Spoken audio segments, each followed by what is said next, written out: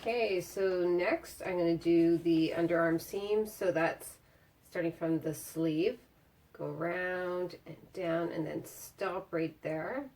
I didn't mark this little circle. That's okay because I know to stop there because of the notch there. So I'm just going to go up and over on both seams and then stop for today. And then tomorrow I will finish on my sewing machine and I will sew the neck, sew my two sleeves, sew my hem, and then I will put on my cute little sewing label. There it is. Made with Heart by Kindle. I have new sewing labels coming soon, and I found a place locally to make them. And they're going to say, things got out of hand. I'm going to do that once I'm done using up those ones. All right, so right sides together.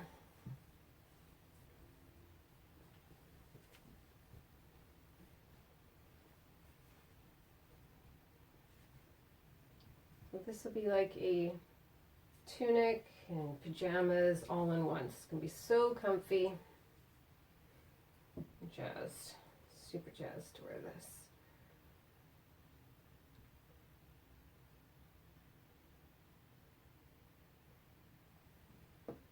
I like to use my bigger clips under thick seams like this underarm seam. Could give me a little bit of grief while I try to sew. So I'll have one seam going forward, one going back to help hopefully make it a bit of a smoother ride.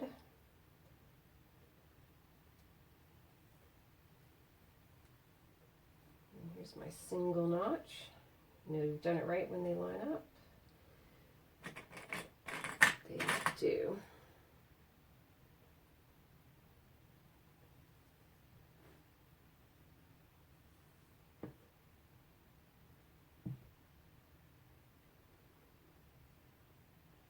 This happens a fair amount for me, is I will have one, the ends don't line up, and I'll just deal with that when I hem it later. And I think sometimes when I cut my fabric, you distort it a bit when you use your scissors, and you cut, one piece will be lifted up, and it just causes a bit of distortion, but I just deal with it at the end. I could prevent that by using my rotary cutter and a mat and use that for cutting, but I don't know, I like using scissors. I have a collection of vintage scissors from my grandmother. Thank you, Grandma Bessie. And I'm quite sure these came over from the great-grandparents from the UK. These beautiful scissors. Okay. Again, make sure my little threads can be sewn off through the serger.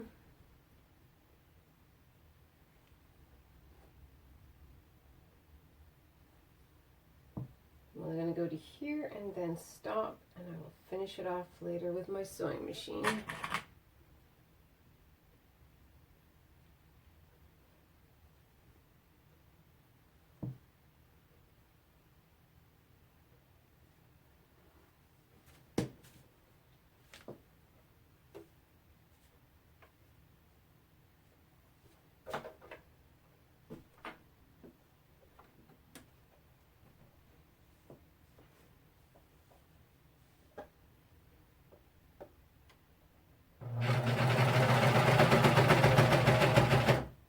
A bit better by just pulling a bit at the start of my seam. I like that. This blue fabric is a bit tricky.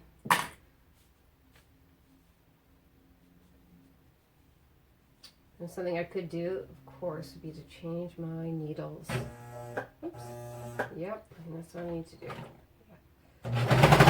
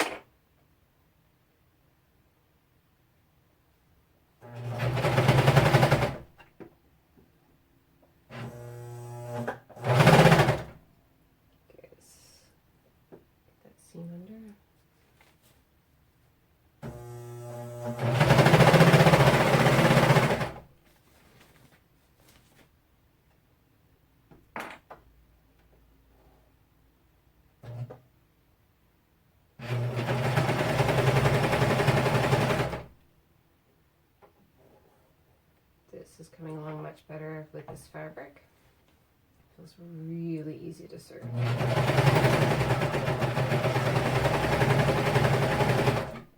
So I think my needles are okay. I just think it's not happy with that fabric.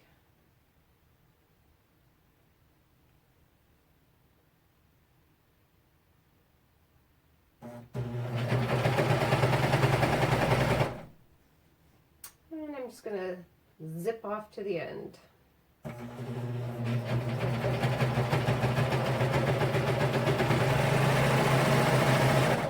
Done like there. One more seam on the serger and I'm done for today.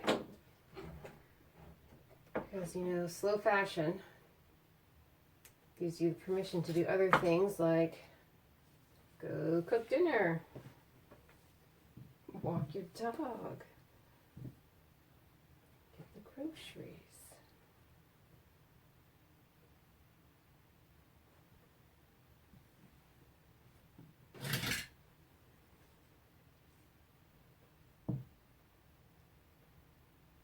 Luckily here the fabric walked away on me, so I'm just gonna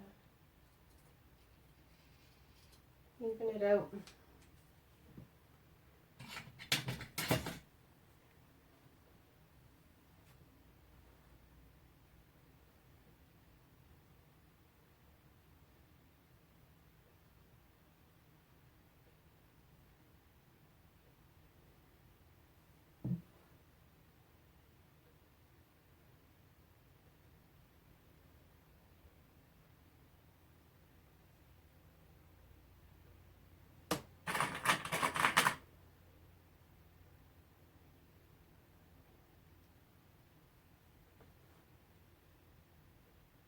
This is such a fun pattern to wear because it's baggy and loose and droopy and so comfortable. I like that it's not tight. You know, there's lots of room under the armpit area and across the back, and I find that just makes for cozy layering in the winter. In our Canadian winters, we need to layer. I just find that sometimes when shirts are too close to your underarms, I find that it just allows for staining and to wear out your clothing. And so I think this is just a interesting way to keep your clothes alive for longer. That's my thought. And I think I want my clothes to last a long time. And it's better for me personally. I think it's better for the environment. It's just what I'm feeling comfortable with right now. It's going to work for me.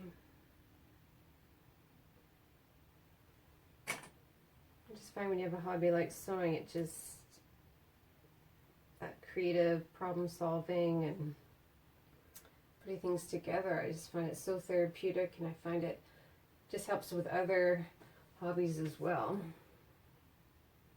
like woodworking. I find that to me woodworking is a bit like sewing.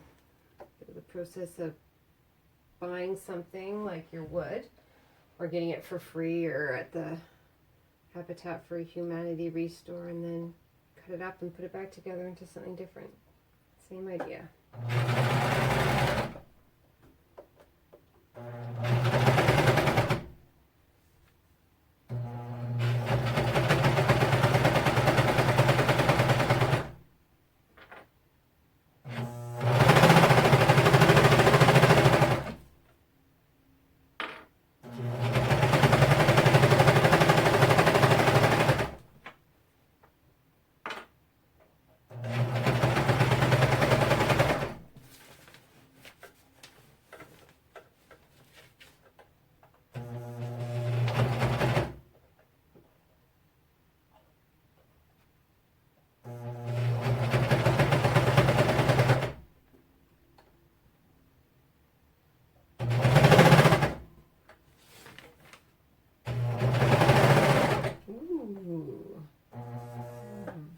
speed bump right here.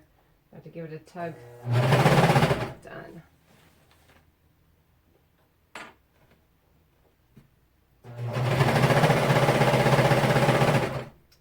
Oh yeah, that's good.